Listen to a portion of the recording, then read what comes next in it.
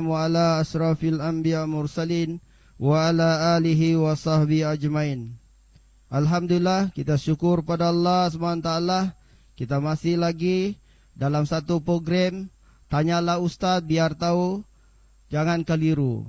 Terlebih dahulu saya ucapkan yang berbahagia Al-Fadil Ustaz Dr. Tuan Haji Muhammad Ali Abdullah, Timbalan Mufti Negeri Sabah, dan yang dihormati juga Tuan Jailuddin Muhammad Sun, Ketua Kampung Sindil Putatan, dan yang dihormati Timbalan Surau di UK 2 Abang Jemain Awang. Seterusnya kepada semua tuan-tuan dan puan-puan yang menyertai program Tanyalah Ustaz biar tahu jangan keliru.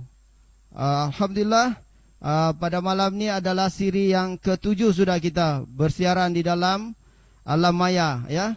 Jadi alhamdulillah tuan-tuan, kita banyak syukur pada Allah SWT. Kita dapat terjawab soalan-soalan kita yang kemuskilan, yang kita ingin tahu telah terjawab daripada siri 1 hinggalah siri ke-6.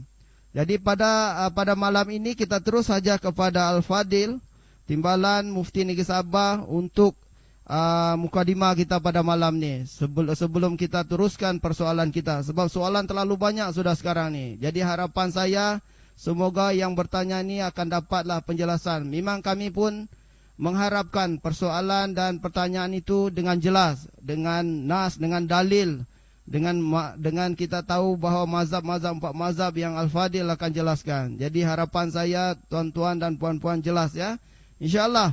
Dengan itu majlis terus saja kepada Al-Fadil Timbalan Mufti Negeri Sabah untuk mukadimah kita pada malam itu. Dengan itu majlis mempersilakan. Al-Fadal Maskura.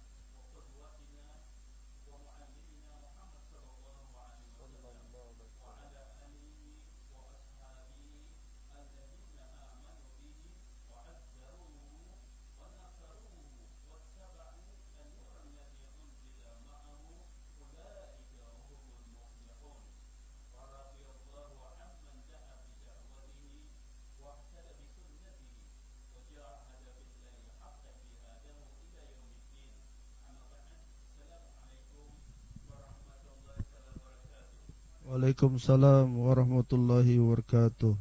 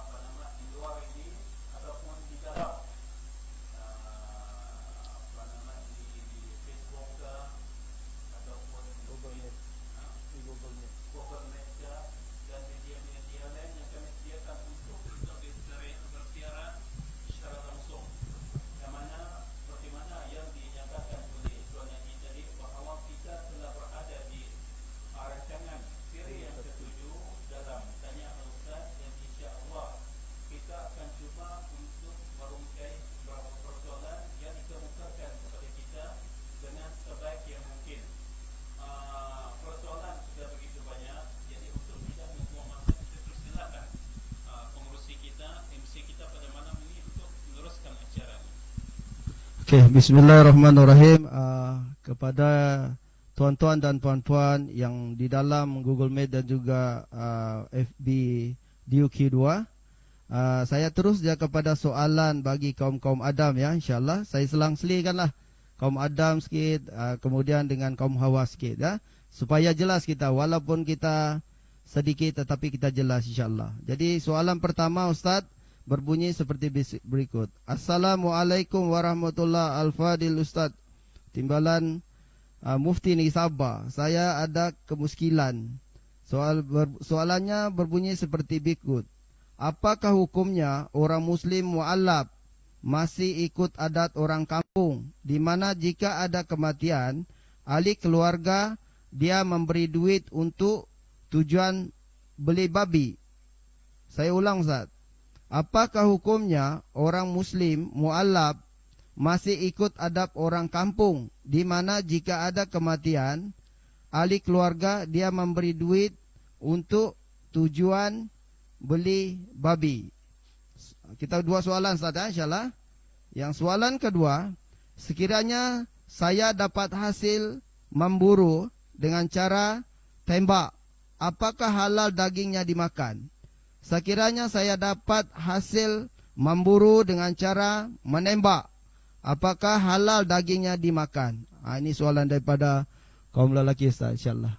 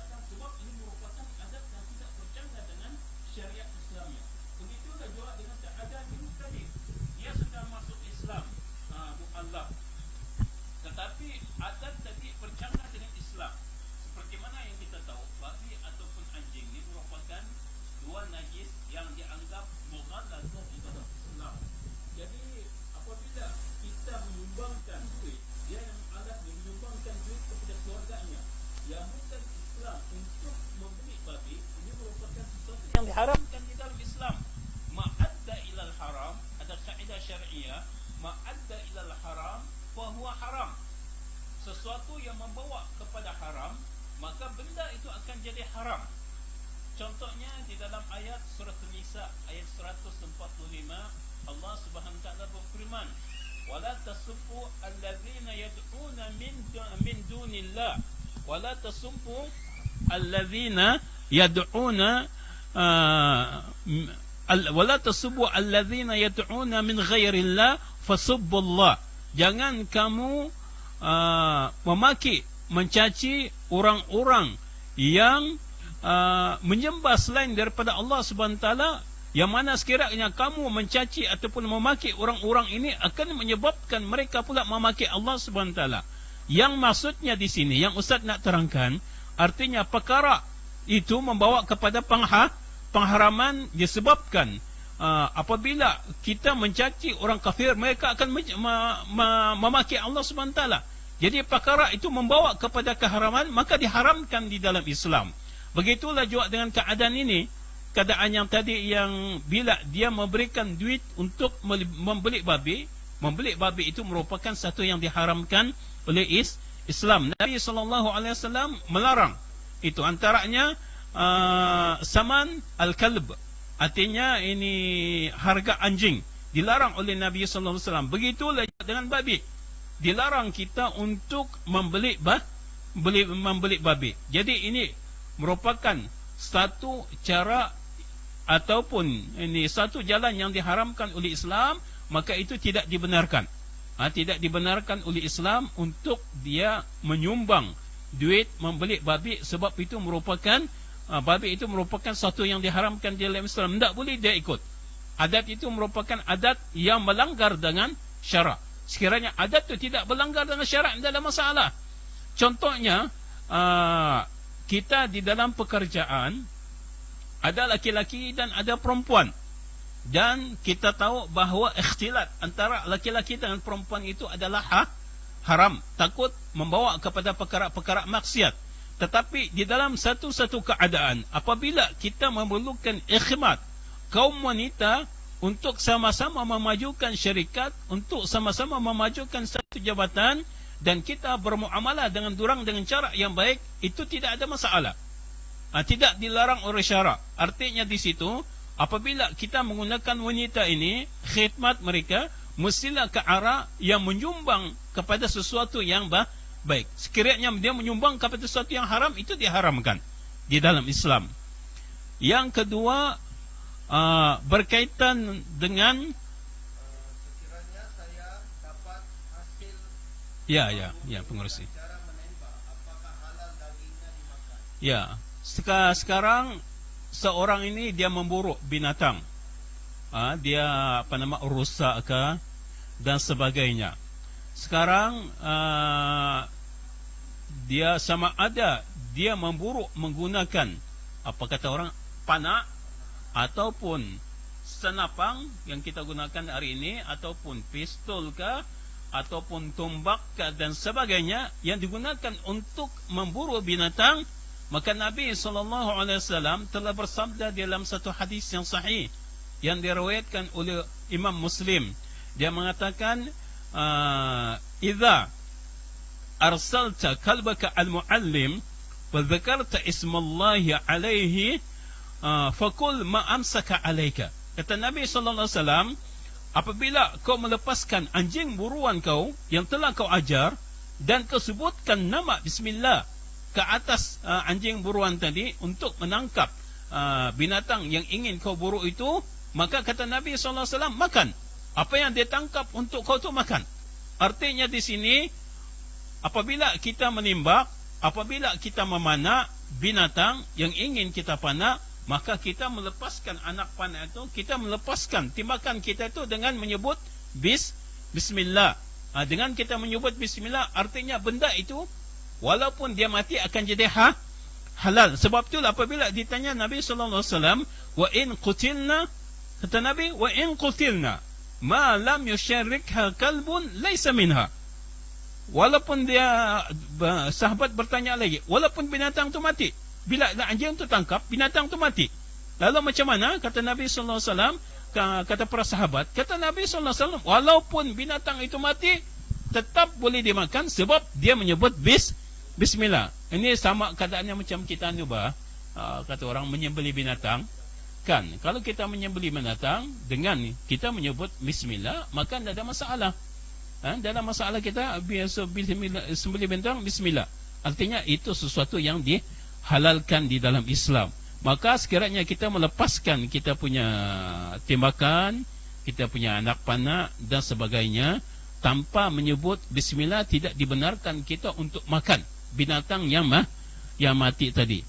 Hurimat alaikum maitata waddama wa ma uhilla li ghairillah. Apa binatang yang disembelih tanpa disebutkan nama Allah Subhanahu wa taala padanya, diharamkan di dalam Islam. Jadi itu merupakan suatu yang haram. Ustaz nampak benda ini selalu berlaku dalam masyarakat. Maka siapa yang pergi berburu Jangan lupa apabila melepaskan timbakan ataupun ini anak panak dan sebagainya, sebutlah bismillah. InsyaAllah binatang itu walaupun mati boleh dimakan. Alhamdulillah, kita sudah ada 2 soalan terjawab daripada kaum lelaki. Sekarang kita beralih kepada kaum wanita pula lah, ya. InsyaAllah kita terus saja soalannya. Assalamualaikum Al-Fadil. Ustaz,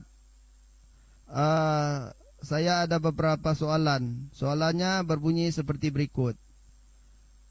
Kalau perempuan menikah lagi kerana suaminya sudah meninggal, siapa pula yang akan jadi pasangannya di akhirat? Soalannya, kalau perempuan menikah lagi sekiranya suaminya sudah meninggal, siapakah pula yang akan jadi pasangannya di akhirat? Soalan kedua, pasangan perempuan bila makan bersama keluarga sendiri atau keluarga mertua perlu sendukkan nasi ke ibu bapa dulu atau mertua atau suami? Mohon pencerahan. Soalan lagi yang kedua nih, perempuan bila makan bersama keluarga sendiri atau keluarga mertua perlu sendukkan nasi ke ibu bapa dahulu atau mertua atau suami? Mohon pencerahan Ustaz. Boleh tahan soalan ini Ustaz? Saya baca pun sudah macam rasa ini, jadi saya rasa Ustaz lagi arif, jadi saya terus saja pada Al-Fadil untuk menjawablah insyaAllah. Kebiasaannya kadang-kadang di dalam kehidupan kita seorang perempuan itu kematian suami menjadi biasa berlaku di dalam masyarakat kita. Jadi dia ingin kawin yang lain. Begitu juga kadang-kadang perempuan ini mungkin jodoh setakat di situ, sampai di situ dia bercerai dengan dia punya suami. Lalu dia ingin kawin dengan yang lain. Dalam keadaan macam begini, perempuan kawin lebih daripada satu laki-laki, artinya bukan kawin dicampurkan dua-dua, tidak boleh. Sebab itu dalam Islam memang tidak dibenarkan kalau perempuan mencampurkan 2 orang laki-laki. Cuma di setengah-setengah adat, tidak ingat Ustaz tak berapa ingat, mungkin di kawasan-kawasan kutub selatan mereka ada mengamalkan ini. Jadi ini masalah, tidak dibenarkan sebab perempuan tu kawin, tidak dibenarkan kalau perempuan kawin 2 laki-laki dalam satu masa, tidak dibenarkan dalam Islam.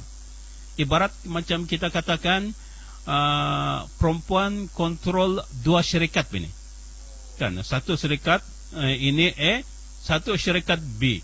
Jadi mana satu yang dia perlu kontrol, yang dia perlu uruskan? Pening juga itu, kan? Jadi macam begini, ya perempuan apabila dia 2 laki, pening dia. Yang satu yang dia uruskan.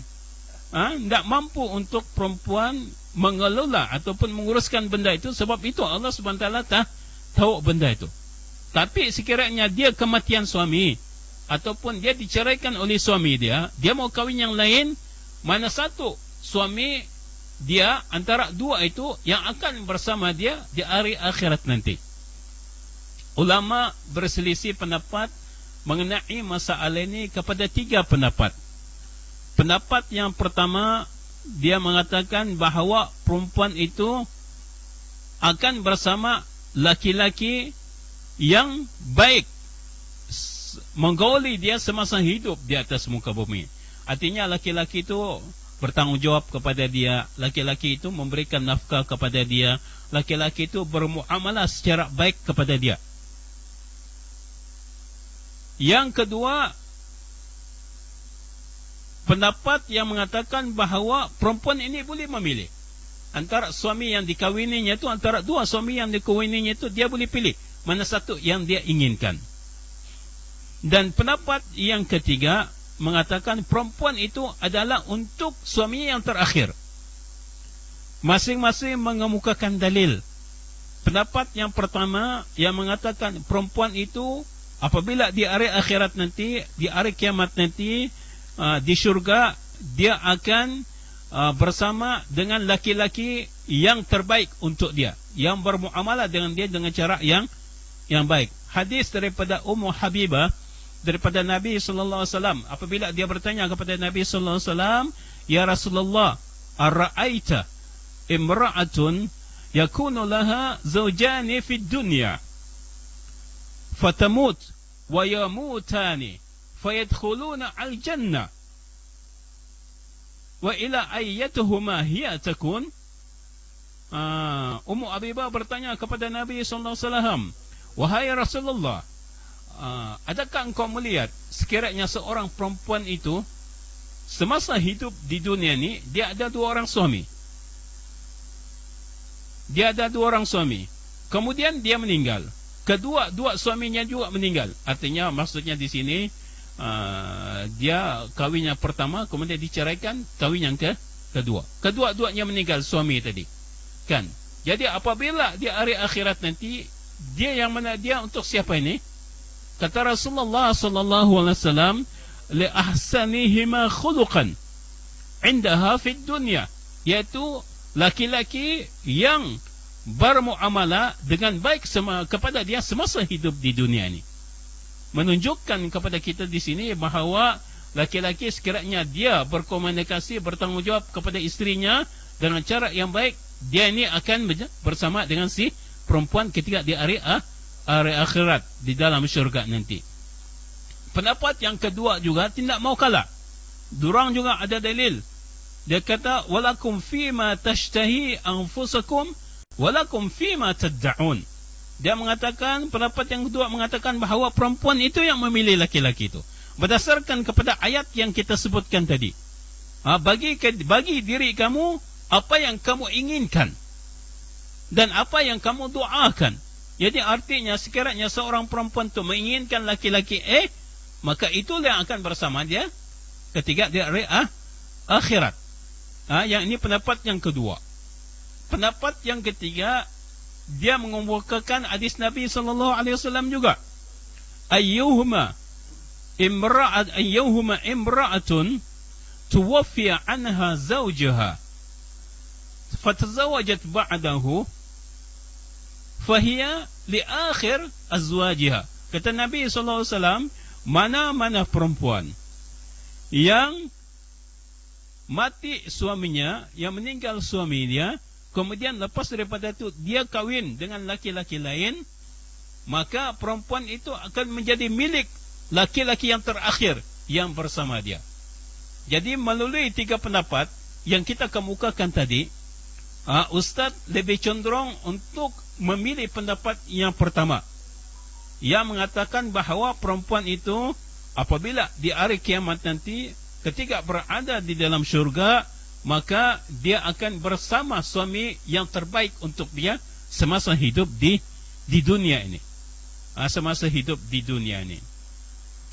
Kita pergi kepada soalan yang kedua, perempuan bila makan bersama keluarga sendiri atau keluarga mertua, perlu sendokkan nasi ke ibu bapa dahulu atau mertua atau suami? Mohon pencerahan Ustaz. Ini kadang-kadang jadi masalah juga nih. Terutamanya bagi perempuan yang yang baru kahwin ataupun baru rumah tangga, masih tinggal bersama ibu bapa ataupun tinggal dengan mentua. Tiba-tiba waktu makan kan dia jadi pening. Siapa yang kukautkan nasi dulu ni ya? Ya, siapa mau dilayan dulu ni Tuan Haji? Sama ada mama bapak dia, ataupun mertua dia, ataupun suami dia. Yang mana satu ni? Ada tiga ini. Jadi dalam keadaan macam begini, kita kena ingat, walaupun kita mengatakan bahawa orang yang terbaik yang patut kita hormati, di dalam hadis Nabi sallallahu alaihi wasallam dia sebutkan ibu kamu. Tapi bagi seorang perempuan, apabila dia sudah kahwin, maka perkara yang utama ialah dia mengabdikan diri kepada suami dia. Sebab itulah Nabi sallallahu alaihi wasallam, "Lau kuntu amiran ahadan an yasjuda li ahadin la aw li ghairillah la amartu al mar'ata an tasjuda li zawjiha." min 'azami haqqihi 'alaiha. Yang mana di dalam hadis ini Nabi sallallahu alaihi wasallam menerangkan, sekiranya aku ini boleh untuk menyuruh seorang tu sujud kepada orang yang lain, kata Nabi sallallahu alaihi wasallam, maka sudah tentu aku akan menyuruh perempuan tu untuk sujud kepada suaminya. Sebab kebesaran hak seorang suami kepada seorang perempuan. Jadi jelas kepada kita di sini, apabila dia berada dalam situasi itu, kan dia kena utamakan suami dia. Lainlah tadi kalau suami signal. Kalau suami signal artinya dia bagi suami tak apa, dia kata bagi uruskan dulu ni, lah bagi laluan bapa ni okey, dia ada masalah. Tapi kalau suami diam-diam saja, enggak, perempuan kena utamakan suami. Dalam keadaan macam itu, kalau dia makan bersama ibu bapa dia, suami dia ada, kena suami dia dulu. Dengan mentuaknya ada pun kena suami dulu. Kecuali suami bagi signal, okey. Kalau enggak. Perempuan kena layan suami. Lepas suami barulah ibu bapa dia ataupun dia punya mentua. Sebab itulah di dalam hadis Nabi sallallahu alaihi wasallam, apabila perempuan ni dipanggil oleh ibu dia dan dipanggil oleh suaminya, mana satu yang perlu dia jawab? Dia kena jawab panggilan si suami. Dia tinggalkan dia punya isterinya, dia kena jawab panggilan suami. Sebab kebesaran hak seorang suami ke atas seorang isteri. Tapi dalam keadaan macam begitu, saya kata suami kena lah jawab faham bah. Kan kadang-kadang ya tolak asal lah bapa merusi. Ini ibu bapa kita ataupun mentua kita yang melahirkan dia, maka tidak apalah kita mengalah lah, kata orang. Berlainan dengan laki-laki. Kalau laki-laki indah, apabila isteri dia ada, ibu bapa dia ada, ataupun mentua dia ada, mana satu yang dahulukan? Isteri dia ataupun dia punya ibu bapa ataupun mentua? Tidak, ibu bapa dia ataupun mentua dia kena dahulukan. Kalau dia lah yang ni mengawat nasi, ya begitu. Isteri terpaksa belakang, second. Suami ibu ibu bapa ataupun mentua yang first kena didahulukan dalam keadaan ini. Ya pengerusi. Alhamdulillah.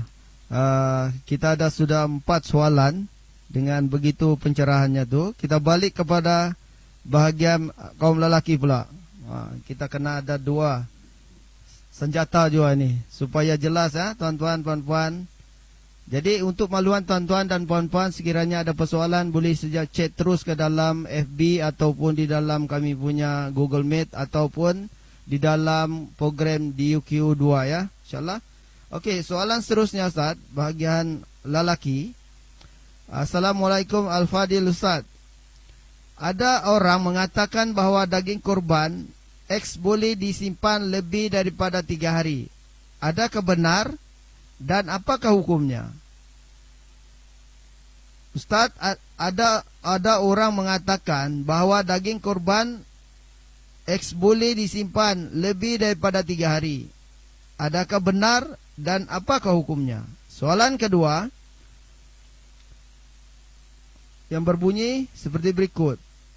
Pertanyaan saya adalah haram memandulkan haiwan, bukan ternakan, walaupun bertujuan demi memberi kehidupan yang lebih baik. Pertanyaan saya, adakah haram memandulkan haiwan, bukan ternakan, walaupun bertujuan demi memberi kehidupan yang lebih baik? Subhanallah, soalan lelaki ni pun hebat juga ni Ustaz. Mencabar ni. InsyaAllah Ustaz, kita terus saja kepada Al-Fadil untuk menjawab. Yang pertama, soalan berkaitan dengan binatang korban ini. Sama ada daging itu boleh disimpan lebih daripada 3 hari ataupun tak boleh disimpan. Menjadi kekeliruan di dalam masyarakat kita juga. Kadang-kadang bila hari kurban, sampai kepada hari kurban, ada daging yang diberikan kepada kita, terutamanya orang fakir miskin. Adakah daging itu boleh disimpan ataupun tidak boleh disimpan? Dia ada hadis Nabi sallallahu alaihi wasallam dalam hal ini. Kata Nabi sallallahu alaihi wasallam, la akala ahadikum min hudhiyatihi fawqa salasa. Artinya kamu tidak boleh makan daging kurban yang diberikan kepada kamu lebih daripada 3 hari. Artinya daging kurban yang diberikan kepada kita mesti kita makan dalam masa 3 hari. Kenapa? Hadis kedua menjawab persoalan hadis yang pertama itu. Kata Nabi SAW, kuntu nahitukum anil iddikhar fawqa salasa min ajli dafa faddakhiru ma syi'tum wa kulu ma syi'tum. Kata Nabi SAW, memang aku melarang kamu untuk menyimpan daging kurban lebih daripada 3 hari. Disebabkan apa? Pada waktu itu berlakunya kebeluran. Artinya mungkin masa orang susah semua.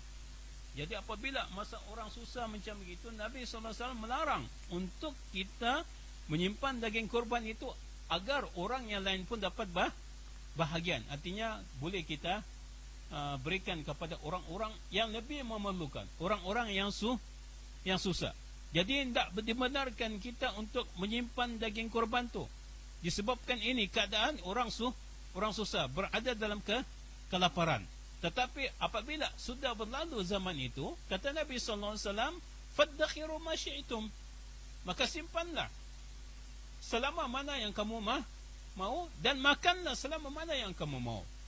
Menunjukkan kepada kita di sini bahawa daging kurban itu kan boleh kita simpan lebih daripada 3 hari. Tidak ada masalah. Cuma yang masalahnya tadi disebabkan itu masalah kelaparan, kebeluran berlaku di dalam masyarakat. Sekiranya masalah itu sudah hilang, maka dibolehkan kita untuk menyimpan ataupun makan daging kurban lebih daripada 3 hari. Tidak ada masalah. Berkaitan dengan soalan yang kedua, pengerusi apa itu tadi?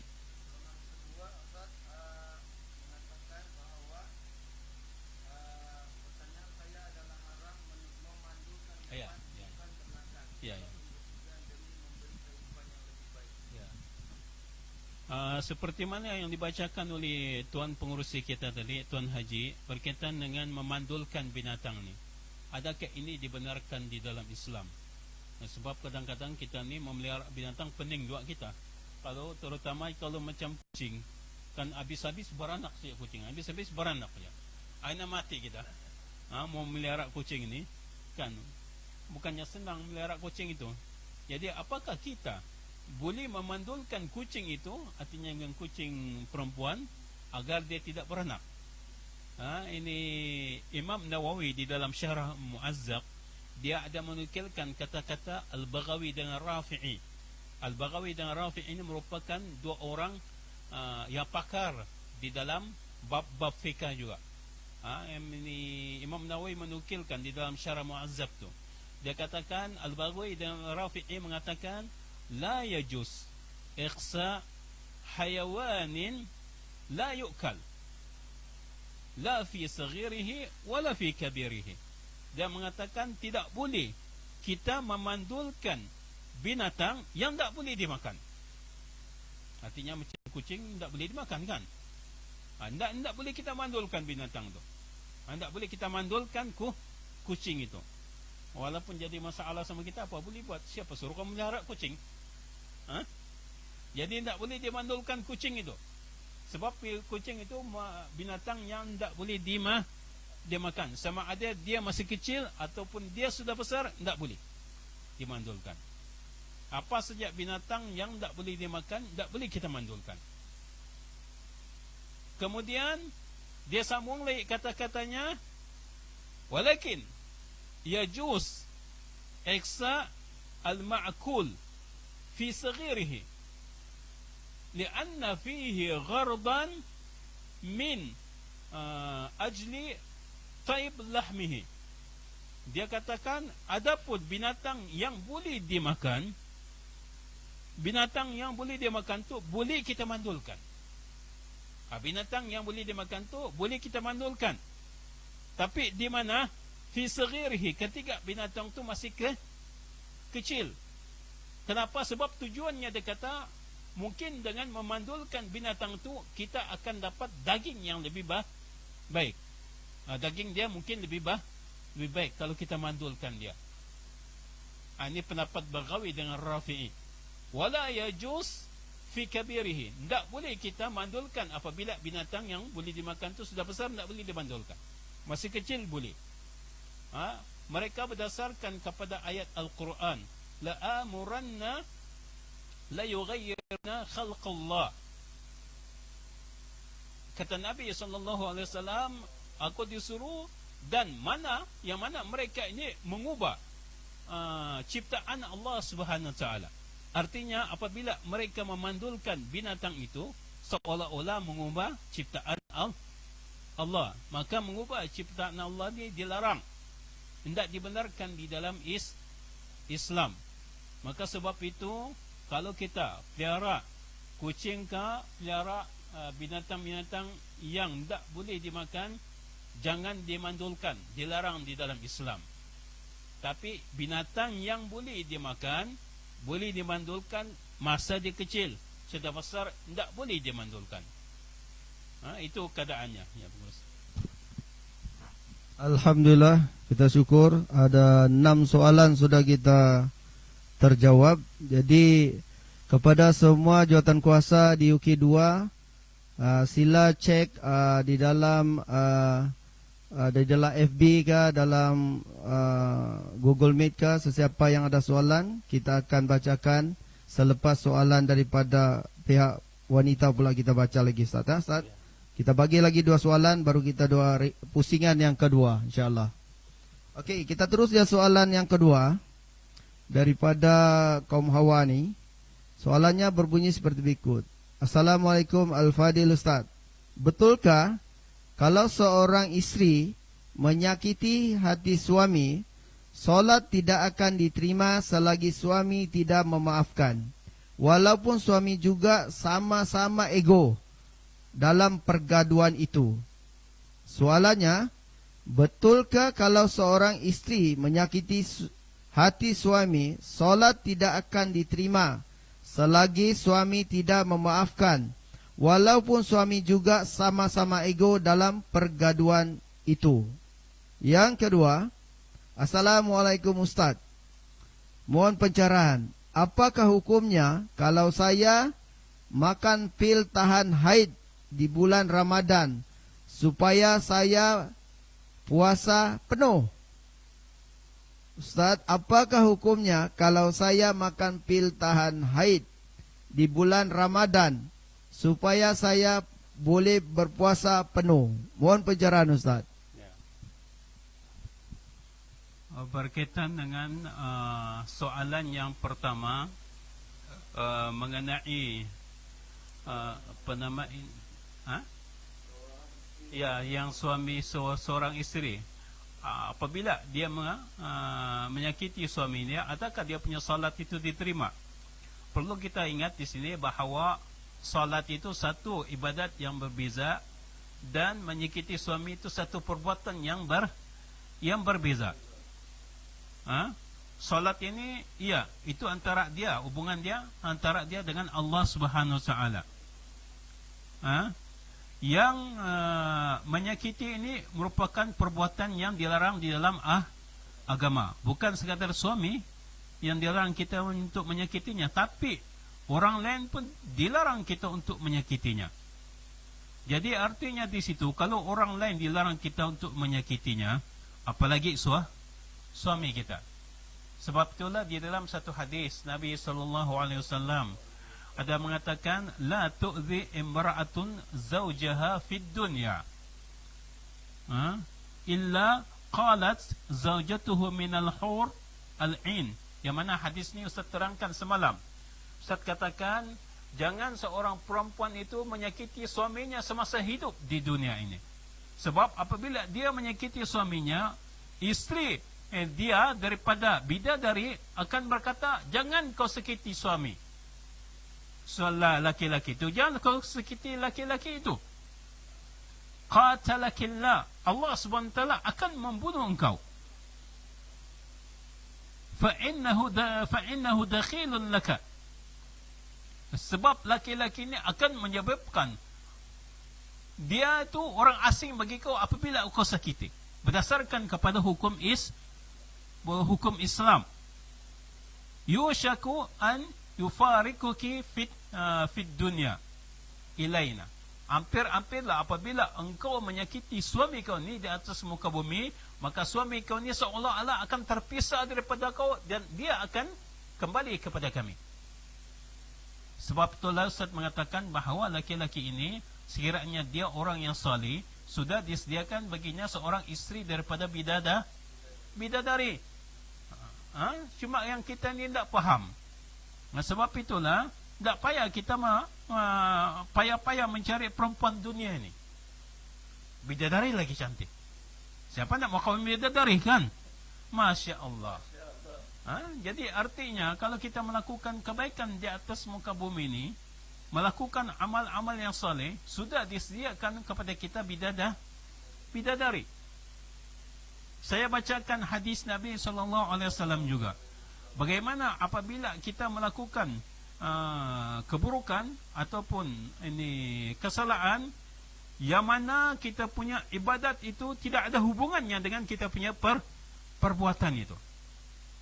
Di dalam satu hadis yang sahih yang diriwayatkan oleh Imam Muslim, Nabi SAW bertanya kepada para sahabatnya, "Atadruna minal muflis?" Apakah kamu tahu siapa yang muflis? Siapa dia orang yang muflis itu? Kata Nabi SAW. Dia bertanya kepada sahabatnya.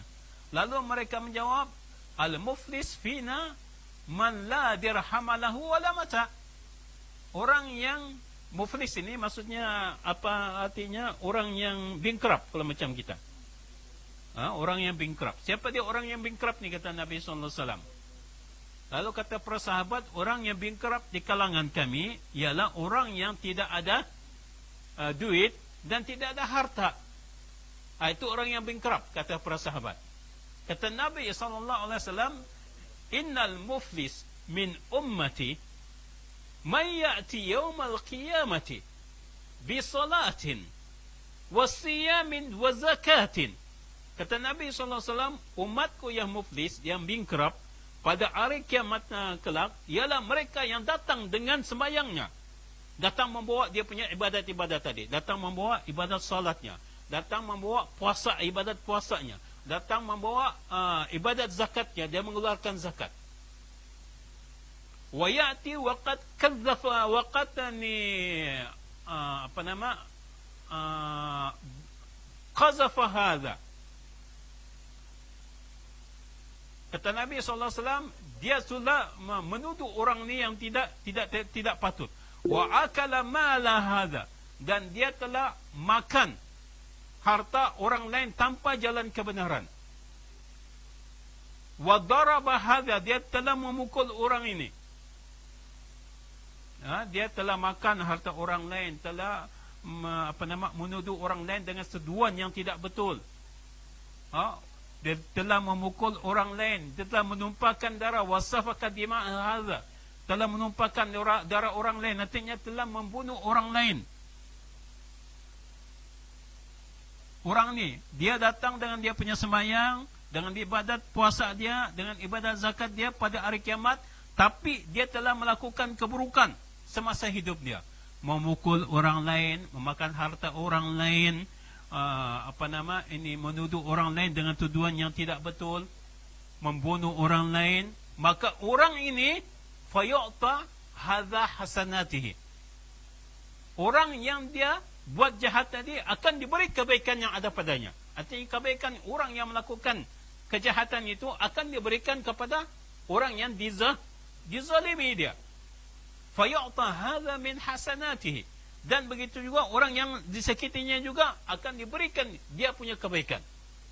Fa in faniyat hasanatuhu qabla an yuqda ma alaihi, dan apabila kebaikan-kebaikan yang dia lakukan semasa hidup di dunia ini telah habis, sebelum sempat diberikan kepada orang-orang yang dia aniaya ini, kata Nabi SAW, ukhidha min khatayahum, diambil yang orang yang dia zalim ini, diambil diorang punya kejahatan, faturihat alaihi, dilontarkan kepada dia.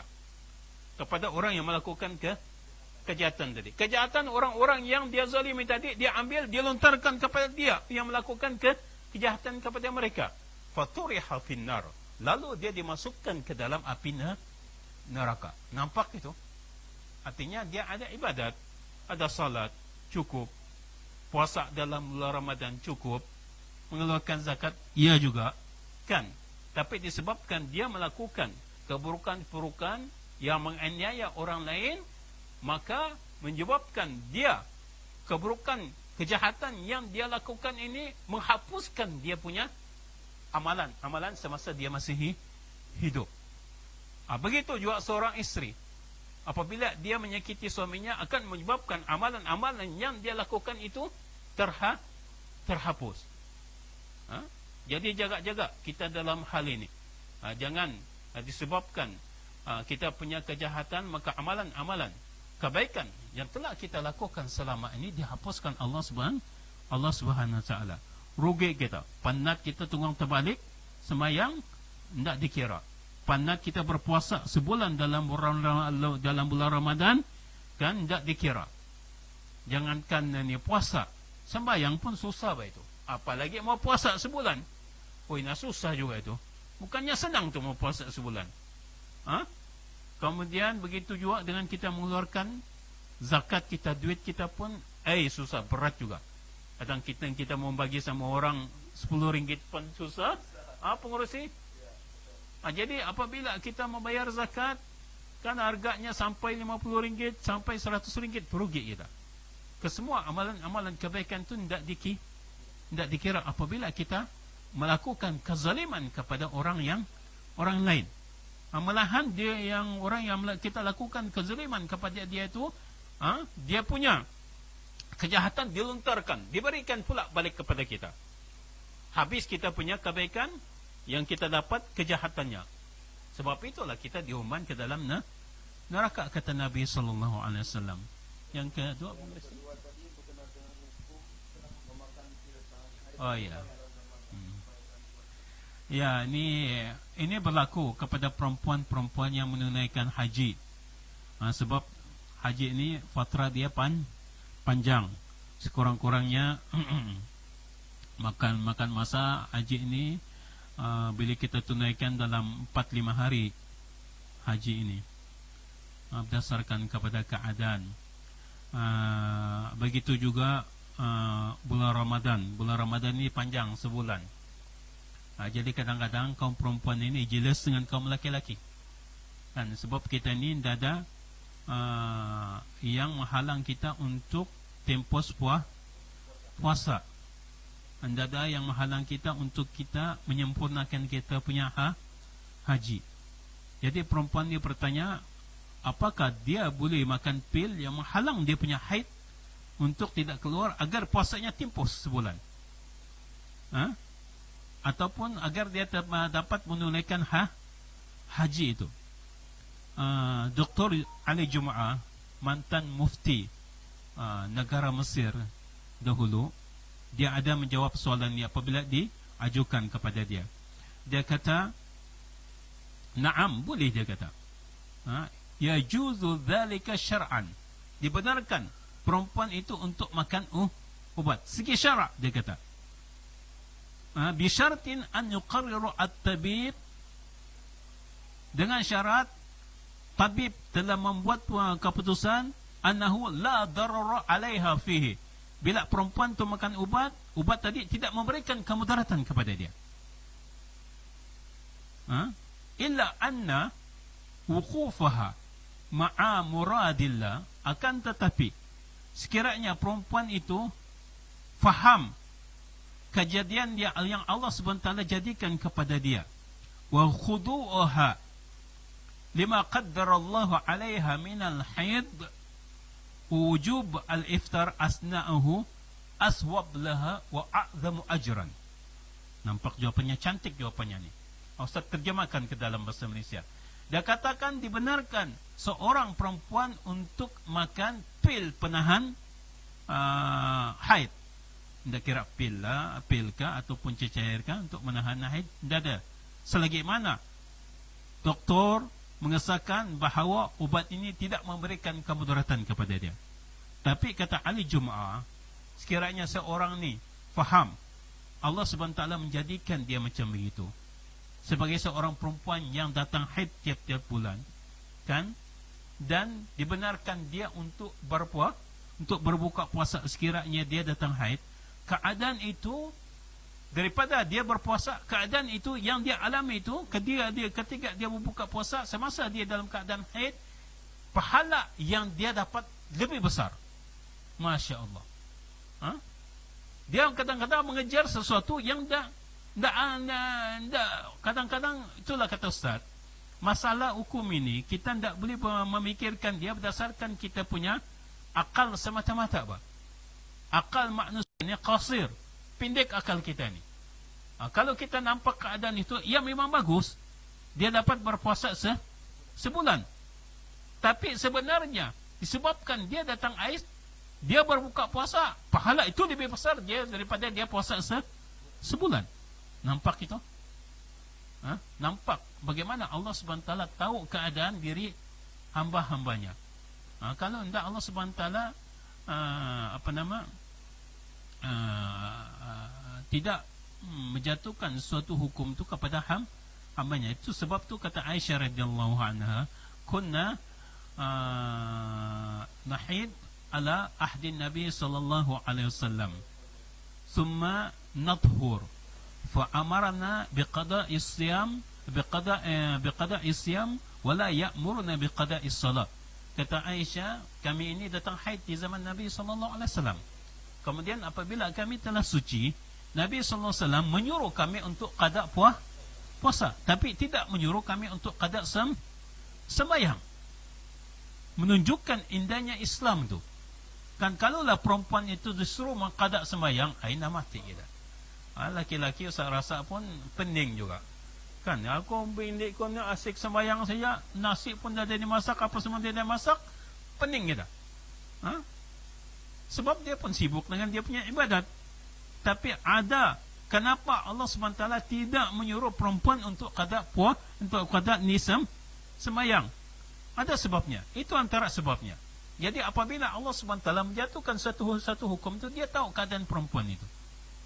Ibnu Qudamah juga di dalam kitab Mughni, dia ada mengatakan la bas an tashrab al-mar'atu dawa'an.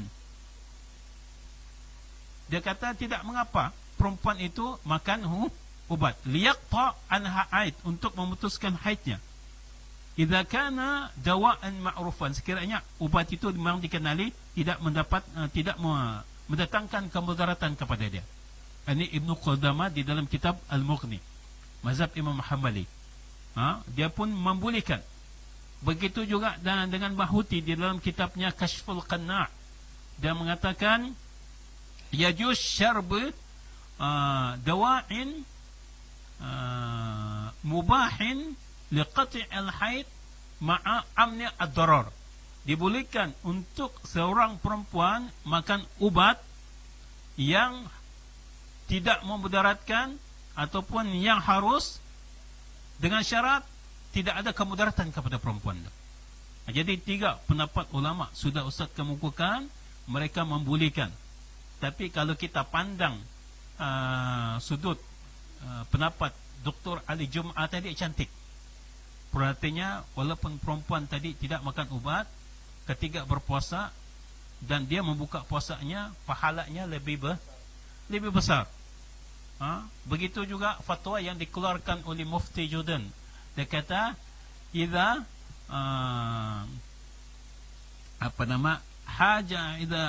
idza khasatan idza da'at al-mar'atu ila hajatan syar'iyyatan kabiratan. Apabila ada hajat yang besar bagi seorang perempuan, dibenarkan dia untuk makan ubat. Contohnya semasa mengerjakan haji. Kalau semasa mengerjakan haji perempuan takut ketika dia mengerjakan haji datang haid, maka sukar untuk dia menggantikan haji itu pada tahun hadapan, maka dibenarkan perempuan itu untuk makan ubat. Kalau itu pun Ustaz setuju. Sebab untuk menunaikan haji ini bukannya senang pengurusi. Bukannya senang. Di samping payahnya kita untuk pergi ke sana, masalah yang kedua, duit lagi. Aina? Allahu Akbar. Sudahlah duit, menunggu giliran lagi macam kita di Malaysia ni, menunggu giliran. Jadi susah. Begitu juga dengan Indonesia, negara-negara lain, semua mau pakai giliran. Jadi sekiranya dalam keadaan macam begini, dibenarkan oleh syarak perempuan itu untuk makan ubat, agar dia dapat menyempurnakan dia punya haji. Ataupun contohnya, dia takut datang haid ketika haji itu, dan dia terpaksa menunggu berbulan-bulan lagi di situ, dia ketinggalan pula. Kan? Kawan-kawan sudah baik, dia masih di situ. Aina? Masalah juga. Jadi dibenarkan oleh syarak, tidak ada masalah untuk perempuan itu makan ubat. Alhamdulillah, sudah beberapa soalan yang terjawab. Jadi kita bagi Ustaz rehat sekejap untuk menikmati ayat dulu. Sementara kita menunggu online punya daripada Zoom, kita raikan daripada FB dan juga daripada Google Meet kita ya, insyaallah. Sementara tu kita raikan dulu, insyaallah. Sekarang ni ada sudah beberapa soalan sudah masuk Ustaz, kita raikan. Sementara kita ada lebih kurang tepat pukul 8, insyaallah kita akan kita sambung lagi untuk minggu hadapan insyaallah. Okey Ustaz, kita boleh teruskan. Okey, kita raikan soalan daripada alamat yang kita ya, insyaallah. Assalamualaikum warahmatullahi wabarakatuh. Al-Fadil Ustaz Doktor Tuan Haji, saya ada beberapa soalan, mohon pencerahan. Apakah artinya munafik? Dan bolehkah sebut ciri-ciri orang yang munafik? Saya takut kalau saya tergolong dalam golongan munafik. Apakah artinya munafik? Dan bolehkah sebutkan ciri-ciri orang yang munafik? Saya takut kalau saya tergolong dalam golongan munafik. Soalan kedua, apakah dosa besar boleh dihapuskan dan bagaimana caranya? Saya mohon ilmu dan tata caranya Ustaz. Saya terlalu banyak dosa, melebihi daripada semua dana yang jauh dari Sang Pencipta. Saya lalai mengerjakan solat. Apakah dosa besar boleh dihapuskan dengan bagaimana caranya? Saya mohon ilmu dan tata caranya Ustaz. Saya terlalu banyak dosa, melebihi daripada semua dana yang jauh dari Sang Pencipta. Saya lalai mengerjakan solat. Allah Akbar. Ini lagi soalan maut juga nih Ustaz. Iya. Sudahlah dari wanita pun maut, yang lelaki pun, ini dari alam ni pun maut juga. Jadi saya terus saja pada Al-Fadilah, insyaallah. Berkaitan dengan perkara nifak ini ataupun munafik ini merupakan satu perkara yang besar di dalam Islam. Artinya munafik ini yuzhir islamuhu wa yubtil kufruhu. Munafik ini artinya dia menzahirkan seolah-olah dia ini Islam, tapi sebenarnya dia ini kafir. Dia tidak suka kepada Islam. Itu namanya munafik. Dia seolah-olah suka kepada sesuatu, tapi sebenarnya dia tidak suka. Ini munafik ini. Boleh faham tak? Kata Ustaz, dia ni menzahirkan seolah-olah dia suka kepada sesuatu, tapi sebenarnya dia tidak suka. Ataupun contohnya jelasnya macam begini. Dia ada kawan perempuan. Dia menzahirkan seolah-olah dia suka sama perempuan, tapi sebenarnya dia tidak suka. Ini artinya munafik ini orang ni. Munafik itu ada dua di dalam Islam. Satu kita namakan nifaq al-i'tikad. Apa dia nifaq al-i'tikad? Munafik segi i'tikad ini, kepercayaan, ialah apabila seorang itu menzahirkan seolah-olah dia suka kepada Islam, tapi sebenarnya dia benci kepada Islam. Yang ini munafik. Dan orang semacam begini pernah timbul di zaman Rasulullah sallallahu alaihi wasallam, yaitu Abdullah bin Ubay bin Salul. Namanya Abdullah bin Ubay bin Salul. Dia ni seorang yang munafik. Dia menzahirkan seolah-olah dia suka kepada Islam, tapi sebenarnya dia tidak suka kepada Islam. Dia mengaku dirinya sebagai seorang Nabi. Abdullah bin Salul ini. Sebab itu Allah SWT memberikan peringatan kepada orang-orang yang nifak segi i'tiqad ini. Kata Allah Subhanahu wa taala, innal munafiqina fid darki al-asfali minan nar wa lan tajid lahum nasira. Sesungguhnya orang-orang yang munafik ini akan ditempatkan di dalam api neraka yang paling bawah. Allahu Akbar. Orang-orang munafik, kata Allah Subhanahu wa taala di dalam ayat tadi, akan ditempatkan di dalam neraka yang paling bawah.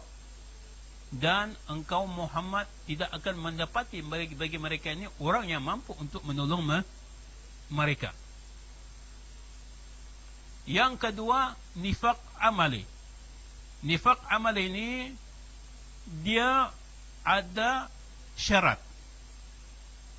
Di dalam hadis Nabi SAW ada disebutkan 4 tanda-tanda orang yang munafik ini. Kalau seseorang itu mempunyai 3 daripadanya, okey lagi. Ataupun dia ada 2, okey lagi. Tapi kalau dia 4 ada, ini memang munafik betul. Memang munafik betul, kata Nabi SAW. Apa kata Nabi SAW? Arba'un man kunna fihi kana munafikan khalisan. 4 perkara yang sekiranya seorang itu memiliki 4 perkara ini, memang dia munafik betul ni. Munafik betul, kata Nabi SAW. Man kanat fihi khaslatun minhunna kanat fihi khaslatun minan nifaq. Adapun sekiranya dia dapat satu saja ini daripada tanda yang 4 ni, dia ada satu, kan? Ada juga ciri-cirinya sikit ni orang munafik. Ada juga ciri-cirinya sikit. Dia ni orang munafik. Hatta tada'a, hatta yada'ah, sehinggalah dia meninggalkannya. Apa dia ciri-ciri yang munafik yang disebutkan oleh Nabi SAW di dalam hadis ini? Ialah yang pertama, kata Nabi SAW, idza u'tumina khana. Apabila diberikan amanat, berkhianat dia, tidak jujur. Disuruh mamak dia, bapak dia, mat, pergilah kau sekolah, kan, belajar rajin-rajin. Hendak dia pergi sekolah, skip pula dia pergi tempat lain. Ini tidak menjalankan amanah, kan? Di sekolah pula bermain. Ini tidak menjalankan amanah kalau anak kita.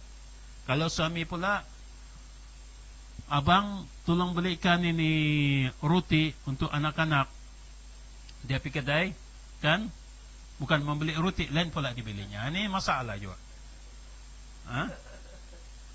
Kalau bagi perempuan pula yang tolong masak aku sekian ni, aku suka makan ini, lain pula dimasaknya. Ini tidak amanah juga. Jadi itu tanda-tanda orang yang tidak amanah. Apabila diberikan tanggungjawab, tidak dilaksanakan dengan sebaik mungkin. Yang kedua, idza kadzdzaba hadasa. Apabila bercakap, bohong saja kerjanya. Dia kata aku dapat kemarin duit, menang aku duit, dia kata.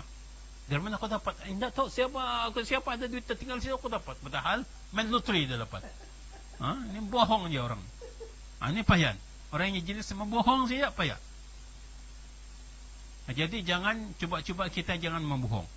Kalau membohong saja kerja kita, ini tanda-tanda orang munafik. Masalah ini. Yang ketiga, idza ahada ghadara. Apabila berjanji, tidak pandai ditunaikan janjinya. Berjanji pukul 8, datangnya pukul 9. Masya Allah orang ini. Ini masalah. Tapi kalau berjanji dengan girlfriendnya, janji pukul 7, 6.30 dia sudah datang. Aina. Ini masalah orang yang macam begini. Jadi artinya bila berjanji, mesti cuba kita tepati. Kalau kita tidak tepati janji yang telah diberikan kepada kita, ini tanda munafik ini. Tanda munafik ini. Yang keempat, idza khasama fajara. Apabila dia bergaduh, keterlaluan dia. Artinya macam ini, betul-betul dia sampai tidak mau mengakui orang tu, tidak mau adakan hubungan langsung dengan orang. Bila si Ahmad bergaduh dengan si Kadir, kan si Kadir ini langsung tak mau pandang si Ahmad ini. Di mana-mana pun dia jumpa, dia nak mau pandang dia, nak mau tegur. Ini keterlaluan di dalam Islam. Kita dilarang untuk memutuskan tali silaturahim. Mungkin terdapat perselisihan pendapat antara kita dengan orang lain, tapi kita kadang-kadang terpaksa meraih pendapat orang lain. Jangan sampai disebabkan perselisihan pendapat kita bergaduh. Jangan disebabkan ada perkara-perkara yang kita sukar untuk bertolak ansur, kita tidak mau menegur orang lain. Tak boleh. Jadi artinya apabila kita bergaduh, ada batasnya. Ada batasnya di dalam Islam. Agar kita jangan keterlaluan apabila bergaduh dengan orang. Jadi ini merupakan tanda-tanda munafik yang disebutkan di dalam hadis Nabi SAW. Ada 2, jaga. Ada 3, hampir-hampir sudah tu. Jadi kalau kita sekurang-kurangnya ada 1 pun, minta-minta lah cuba kita hapuskan benda itu daripada diri kita. Sebab itu tanda-tanda orang munafik. Tanda-tanda orang munafik begitu. Sudah disebutkan dengan jelas di dalam hadis tadi. Yang kedua berkaitan ya.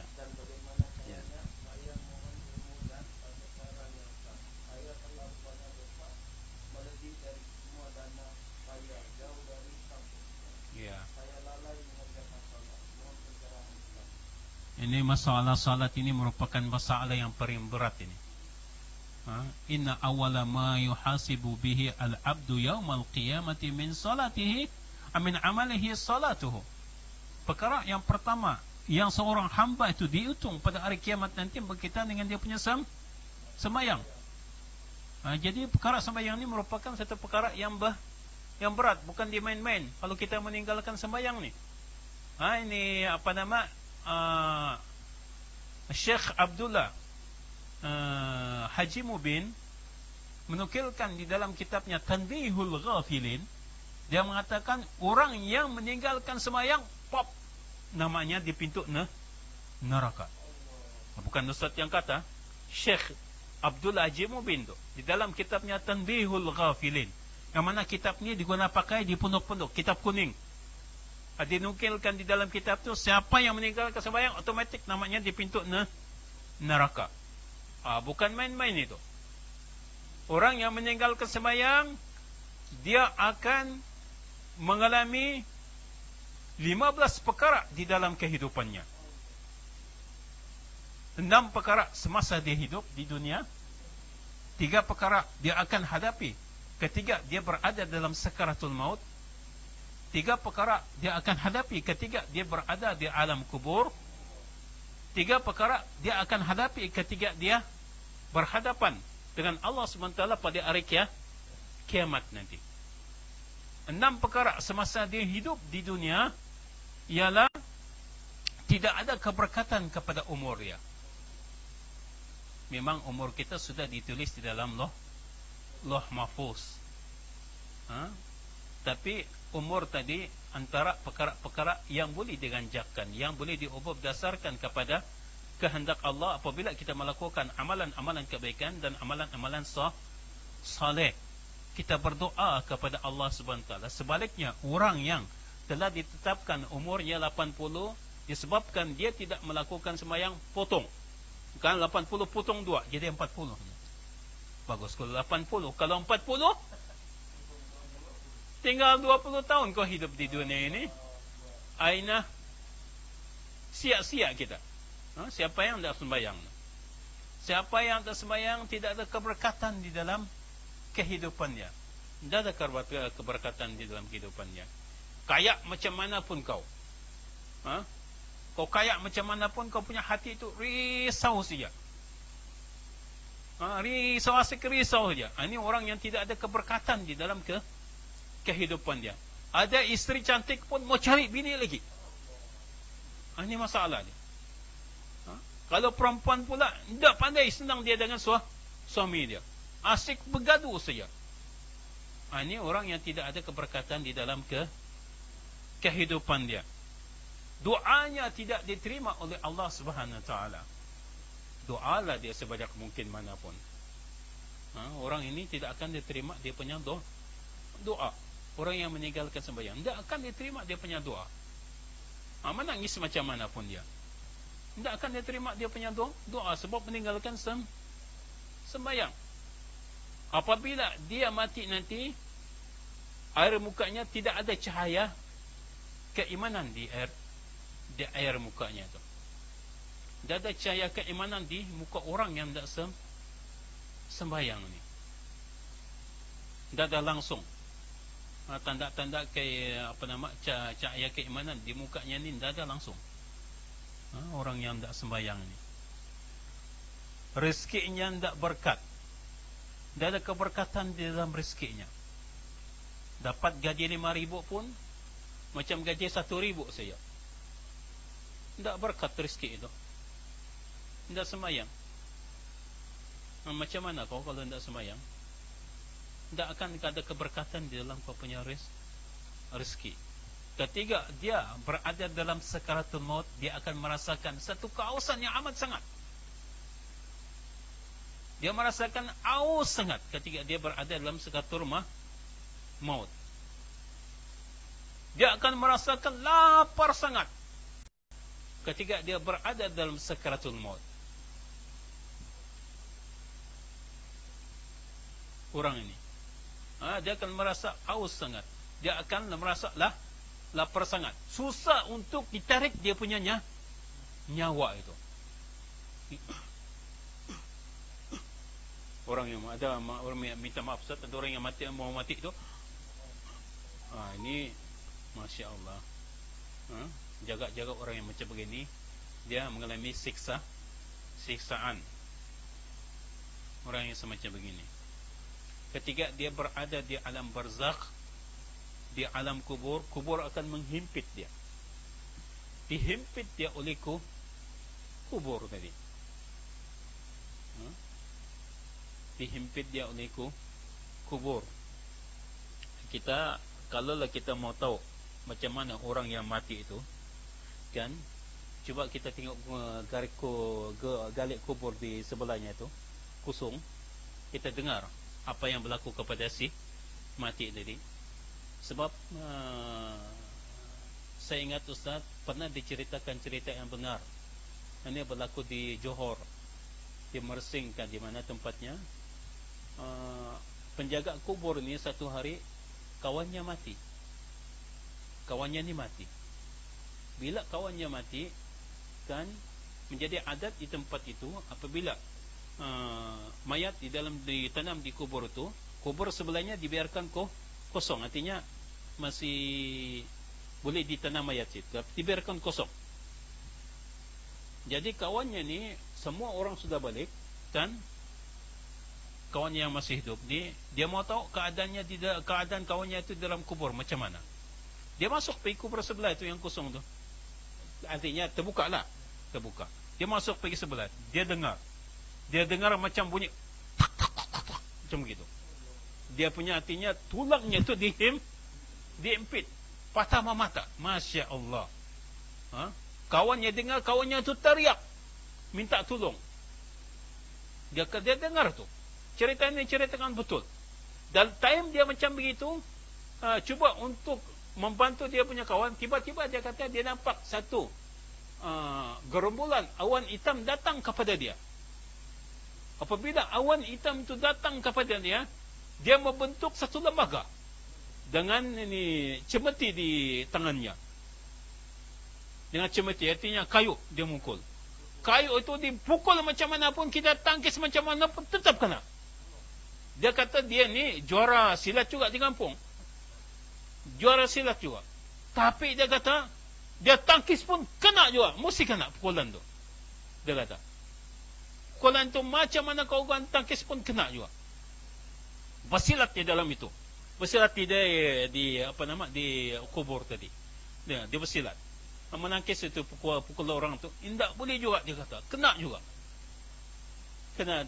Time dia macam itu bersilat apa semua dalam kubur, orang datang. Mat, kenapa kau ni? Bersilat dalam kubur. Kan? Dia tak sedar dia kata. Sampailah dia dikeluarkan daripada kubur itu. Sebulan dia tidak dapat berkata-kata. Sebulan dia tidak dapat berkata-kata. Trauma ni Tuan Haji. Bila ditanya kenapa, sesudah sebulan, barulah dia menceritakan bahawa dia dipukul oleh satu lembaga. Diorang kata, kau punya cerita ni betul kah? Kau dipukul. Dia kata, kalau kamu tidak percaya, buka aku punya baju dengan seluruh ni. Betul, ada bekas-bekas dipukul. Masya Allah. Dia kata, macam mana aku pun tangkis. Dia kata, tak boleh. Aku ni juara silat juga di kampung. Tak boleh. Tetap kena, dia kata.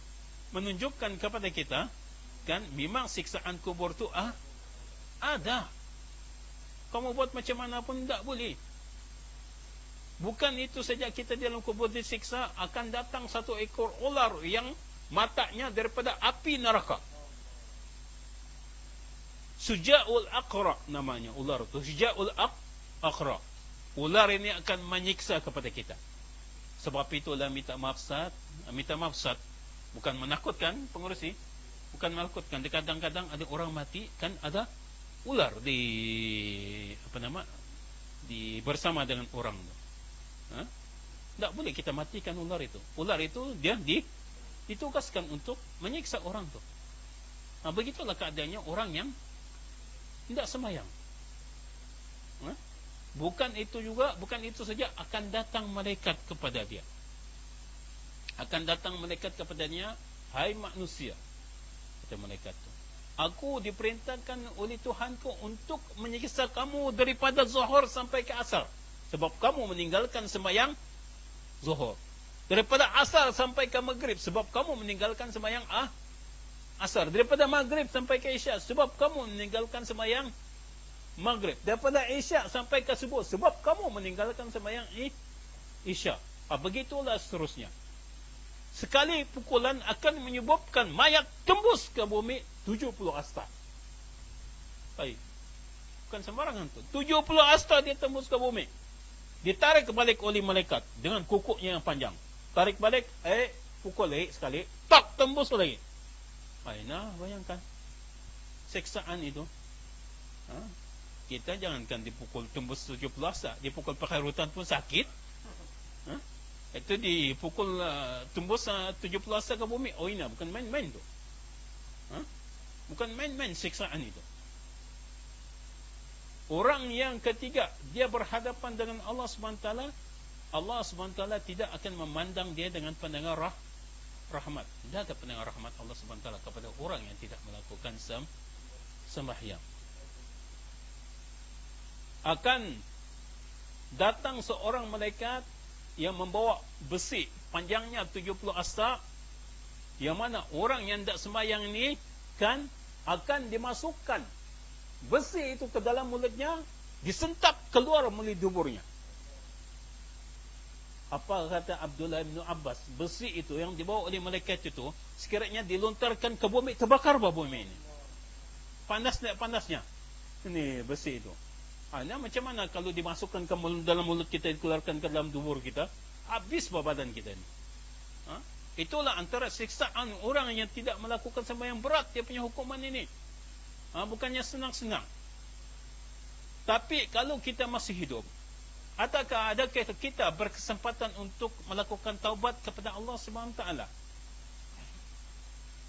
Walaupun dosa yang kita lakukan itu merupakan dosa besar. Antara dosa besar di dalam kehidupan kita ialah membunuh orang. Iyakah? Membunuh orang itu dosa besar, betul? Kan?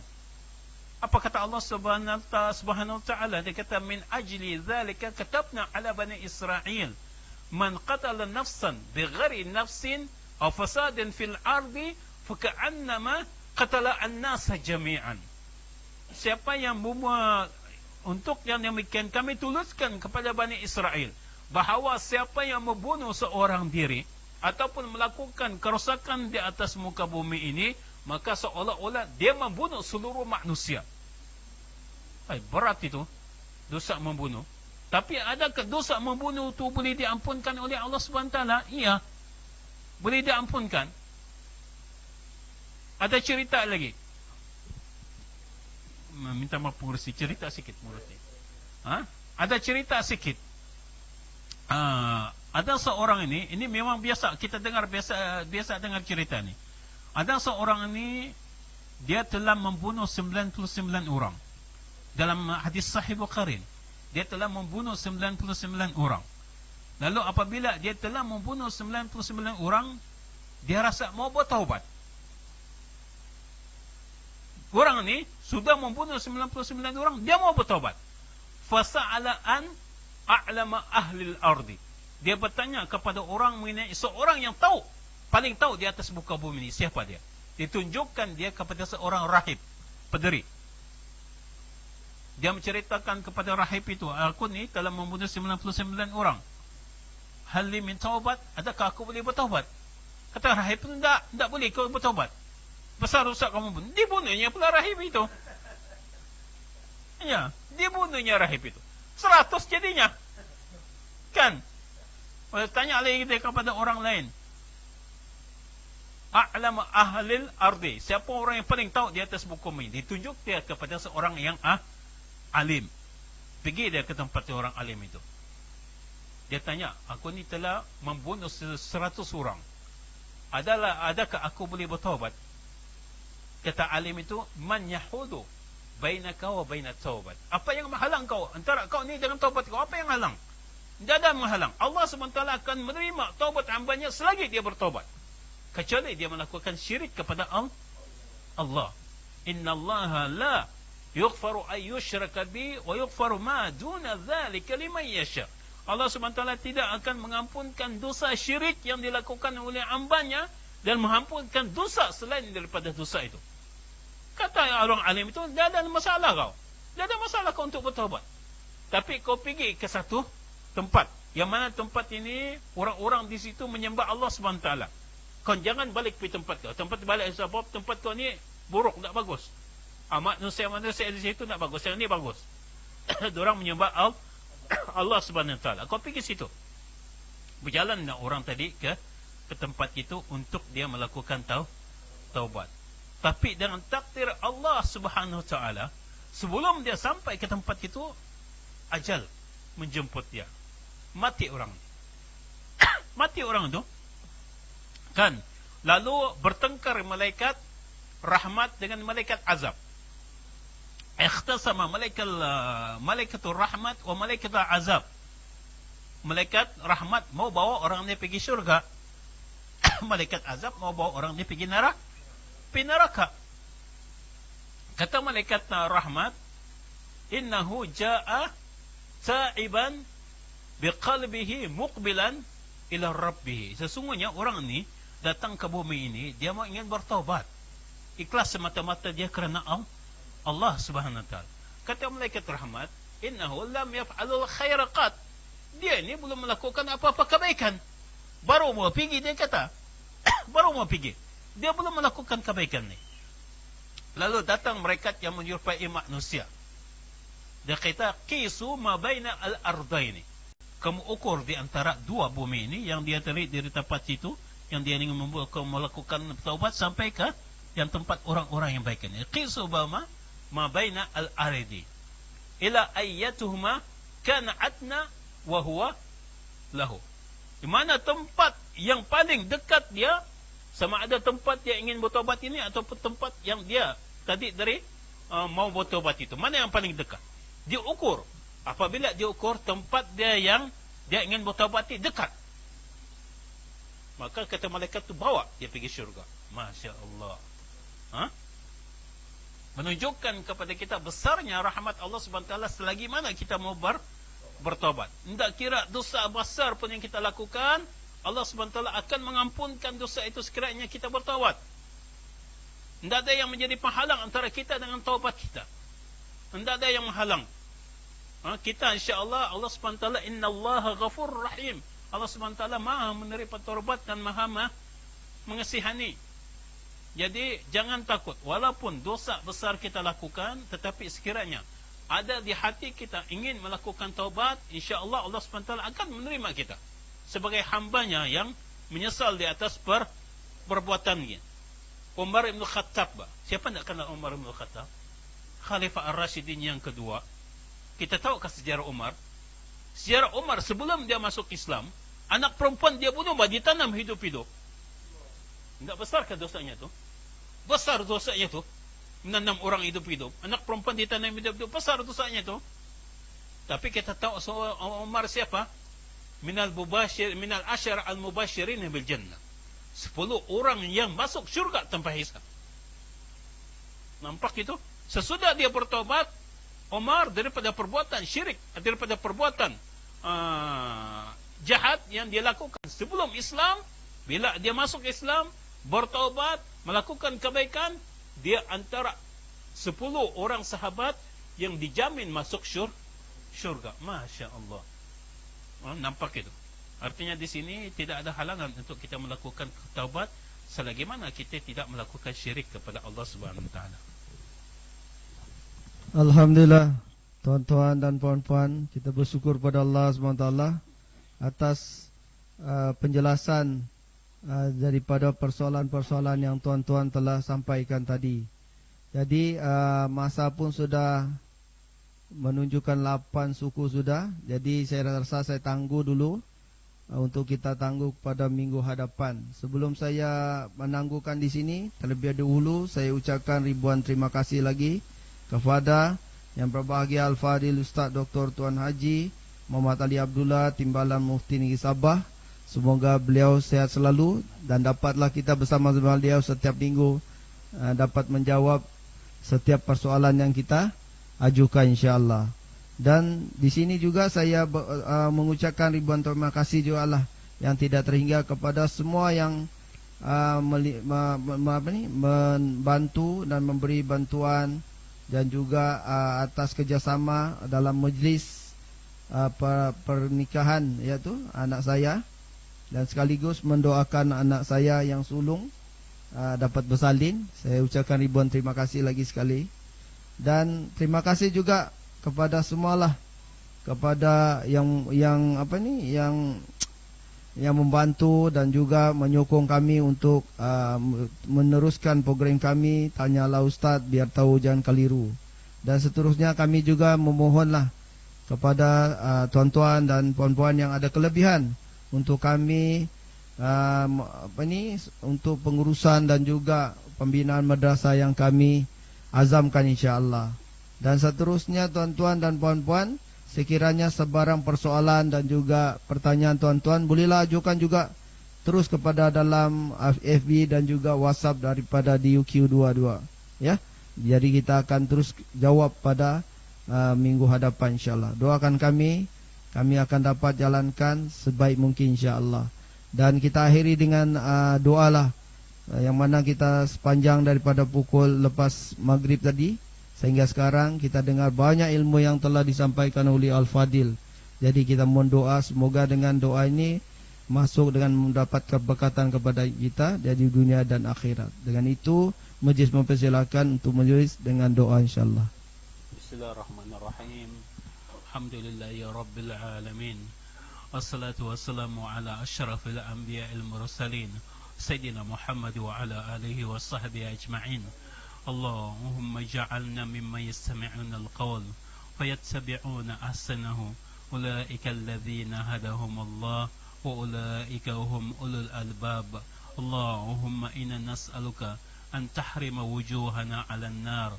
اللهم طهر بيوتنا من الحرام وطهر مجتمعاتنا من المنكرات. اللهم اجعلنا جميعا آمرين بالمعروف ناهين عن المنكر. اللهم وفقنا جميعا للأمر بالمعروف والناهين عن المنكر. اللهم حبب إلينا إيمان وزينه في قلوبنا وكره إلينا الكفر والفسوق والعصيان اللهم لا عيش إلا عيش الآخرة اللهم أعنا على هذا الحرام الذي عم وتم وأعنا على ذلك إنك على كل شيء قدير اللهم أصلح مجتمعات المسلمين وردها إليك ردا جميلا صلى الله على خير خلقه سيدنا محمد وعلى آله وصحبه وبارك وسلم الحمد لله رب العالمين. Taqabbalallahu minkum minna wa minkum taqabbal kami. Alhamdulillah. Tuan-tuan, terima kasih. Jumpa insyaallah minggu hadapan.